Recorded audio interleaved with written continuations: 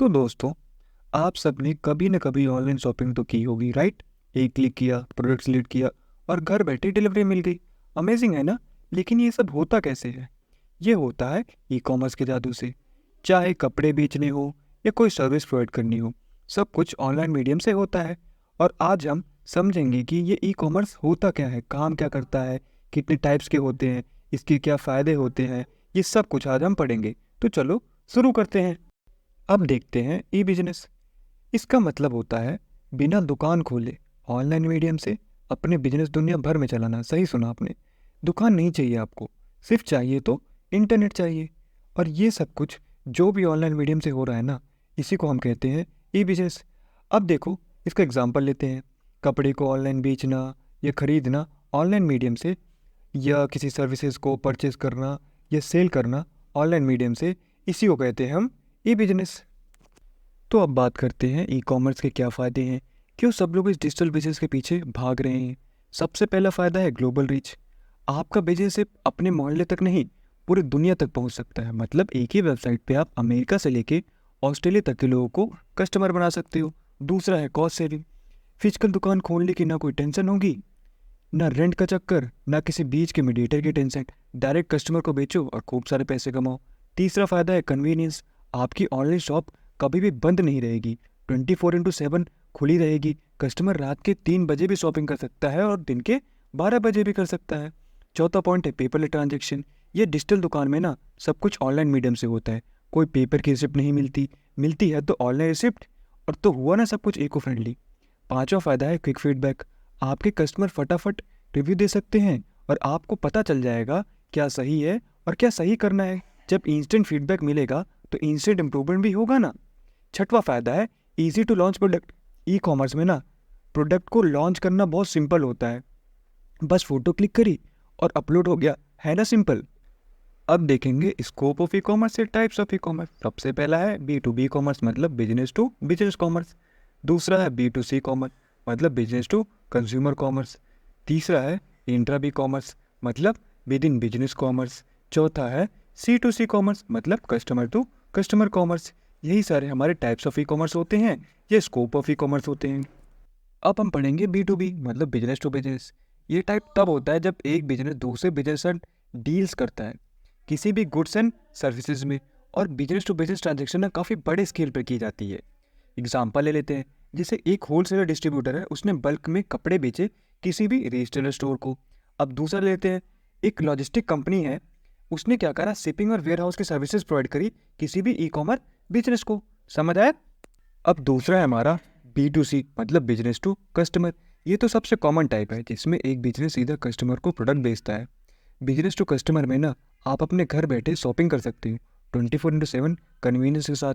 जैसे अमेजोन एक बिजनेस है जिसमें हम ऑनलाइन कोई भी गुड्स एंड सर्विसेज खरीद सकते हैं। दूसरा नेटफ्लिक्स।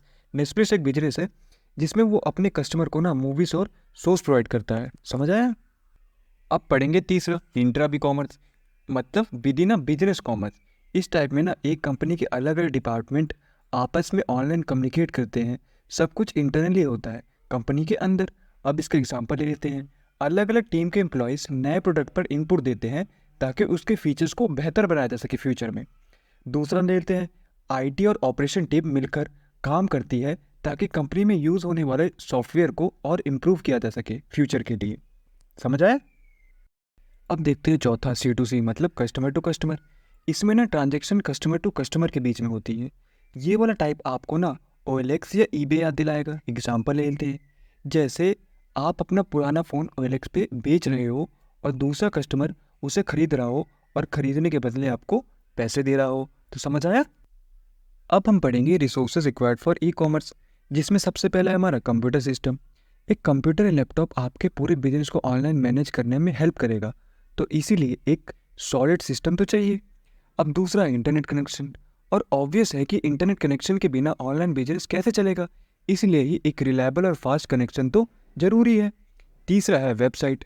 आपके वेबसाइट आपका डिजिटल शोरूम होता है, यहीं पे आपके प्रोडक्ट डिस्प्ले होते हैं और यहीं से कस्टमर ऑर्डर प्लेस करते हैं, इसलिए एक क्लीन और अट्रैक्टिव वेबसाइट होना बहुत ज़रूरी है। चौथा है टेलीकम्युनिकेशन सिस्टम, और हाँ, कस्टमर के लिए सपोर्ट सिस्टम भी चाहिए, चाहे फ़ोन हो या ऑनलाइन चैट हो।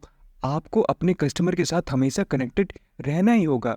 तो यही सब चीज़ें हमें चाहिए होती है एक ऑनलाइन बिजनेस को रन करने के लिए। समझ आया? अब हम पढ़ेंगे बिजनेस प्रोसेस आउटसोर्सिंग, बीपीओ। ये बहुत इंपॉर्टेंट टॉपिक है। बीपीओ आपने सुना तो होगा।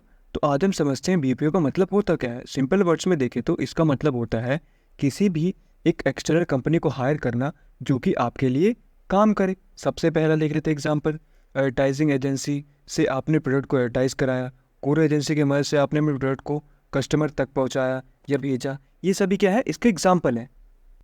अब देखते हैं एडवांटेज ऑफ आउटसोर्सिंग, जिसमें सबसे पहला है आपका बेटर क्वालिटी। जो भी काम आप आउटसोर्सिंग के लिए देते हो उसमें आपका काम बहुत ही अच्छे तरीके से होता है, क्योंकि जो भी कंपनी आपका काम करती है वो पहले से उस फील्ड की एक्सपर्ट होती है, इसलिए जो भी आपका काम होगा वो काफ़ी अच्छे क्वालिटी का होगा। दूसरा है कॉस्ट इफेक्टिव। आपको एम्प्लॉयज़ हायर करने की कोई अब नीड नहीं है, ना उन्हें ट्रेन करने की कोई ज़रूरत है, इसीलिए आपके पैसे और टाइम दोनों की बचत होगी। तीसरा है focus on main activity. Outsourcing के साथ आप अपने कोर बिजनेस एक्टिविटीज़ पर फोकस कर सकते हो, क्योंकि जब भी आपकी जो भी एडिशनल एक्टिविटीज़ है वो तो कोई एक्सपर्ट संभाल रहा होगा, इसीलिए आप अपना पूरा फोकस अपने बिजनेस के कोर एक्टिविटीज़ पर दे सकते हो। समझ आया? अब देखते हैं केपीओ। केपीओ मतलब नॉलेज प्रोसेस आउटसोर्सिंग। अब बात करते हैं थोड़ा हाई एंड आउटसोर्सिंग के बारे में। जैसे केपीओ यानी नॉलेज प्रोसेस आउटसोर्सिंग कहते हैं। इसमें स्पेशलाइज नॉलेज और स्किल का काम आउटसोर्स होता है, जैसे रिसर्च, एनालाइज या लीगल सर्विसेज। इन सब चीज़ों को ही जब काम हम आउटसोर्स करते हैं तो उसे हम केपीओ कहते हैं। समझ आ गया? अब हम पढ़ेंगे केपीओ के फीचर्स, जिसमें सबसे पहला है हमारा स्पेशलाइज नॉलेज एंड एक्सपर्टीज़। यहाँ हम बात करते हैं किसी स्पेशलाइज नॉलेज की। केपीओ में वो सर्विसेज आउटसोर्स होती है जो स्पेसिफिक स्किल और एक्सपर्टीज़ मांगती है। जैसे एक फर्म लीगल रिसर्च करवाने के लिए एक्सपर्ट को हायर करती है। दूसरा है कॉम्प्लेक्स प्रोसेस। केपीओ उन प्रोसेस पर फोकस करती है जो काफ़ी ज़्यादा कॉम्प्लेक्स होते हैं, मतलब इन्हें क्रिटिकल थिंकिंग और डिसीजन मेकिंग की ज़रूरत होती है, जैसे फाइनेंशियल मॉडलिंग या मार्केट फोरकास्टिंग। तीसरा है focus on core activity. KPO के फ़ायदे ये हैं कि कंपनी अपने कोर एक्टिविटीज़ पर फोकस कर सकती है, जैसे मैन्युफैक्चरिंग फर्म जो प्रोडक्शन पर ध्यान देती है वो मार्केटिंग रिसर्च को अपना आउटसोर्स करा सकती है। चौथा, कॉम्पिटिटिव एडवांटेज। केपीओ का यूज़ करके कंपनी अपने कंपटीशन को पीछे छोड़ सकती है, क्योंकि ये उनकी एफिशिएंसी और सर्विसेज क्वालिटी को इम्प्रूव करने में बहुत ज़्यादा हेल्प करती है। तो आप लोग को ये सारी चीज़ें समझ आई? अब हम पढ़ेंगे नीड ऑफ केपीओ, जिसमें सबसे पहला हमारा कॉस्ट सेविंग। केपीओ का एक बड़ा फ़ायदा है कॉस्ट सेविंग। आपको फुल टाइम एम्प्लॉयज़ हायर करने की कोई नीड नहीं है। आउटसोर्सिंग से आप एक्सपर्ट की सर्विसेज ले सकते हैं, वो भी बिना किसी एक्स्ट्रा सैलरी या ट्रेनिंग कॉस्ट के। दूसरा है फोकस ऑन कोर एक्टिविटी। जब कंपनीज अपने कोर एक्टिविटीज़ पर ध्यान देती है तो उन्हें केपीओ की ज़रूरत पड़ती है। मतलब अगर कोई मैन्युफैक्चरिंग फर्म अपने प्रोडक्शन पर फोकस करेगी और मार्केट रिसर्च को आउटसोर्स करेगी, इससे उनका टाइम और रिसोर्सेज दोनों सेव होते हैं। अब पढ़ेंगे तीसरा टाइम एफिशिएंसी। केपीओ से टाइम भी बचता है। आप किसी प्रोजेक्ट को जल्दी कंप्लीट करने के लिए एक्सपर्ट को हायर कर सकते हैं जो आपके काम को एफिशिएंटली करते हैं, जिससे क्विक मार्केट रिसर्च या डाटा एनालिसिस। चौथा है हमारा इंप्रूव क्वालिटी। केपीओ से सर्विस क्वालिटी भी इंप्रूव होती है। एक्सपर्ट की टीम आपके प्रोजेक्ट पर काम करेगी जो बेस्ट प्रैक्टिस और लेटेस्ट टेक्नोलॉजी का यूज़ करके क्वालिटी इंप्रूवमेंट या बिजनेस ग्रोथ होता है। समझ आया? जो चीज़ आपको समझ नहीं है पीछे कमेंट कर सकते हैं, मैं ट्राई करूँगा जल्दी से जल्दी आपका रिप्लाई करने का।